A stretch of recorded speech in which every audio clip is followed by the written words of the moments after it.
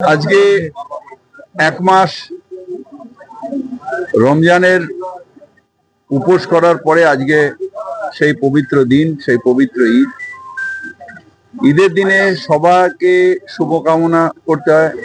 আল্লাহর কাছে আমরা নামাজের পরে সেই দোয়াই চাইলাম, যাতে আমাদের দেশের শান্তি সুরক্ষা থাকে, যাতে আমাদের মনের মধ্যে বিদ্বেষ না থাকে, মনের মধ্যে কারোর পাপ না থাকে, যাতে আমরা সবাই ভালোভাবে থাকতে পারি, ঐক্যবদ্ধ থাকতে পারি।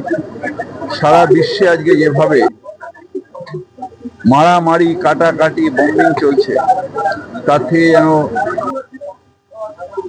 আল্লাহ তাআলা তার রহমত দেখায় এবং শান্তি আনে সারা বিশ্বে। নিরীহ বাচ্চারা, শিশুরা মারা যাচ্ছে শুধু একটা মানুষের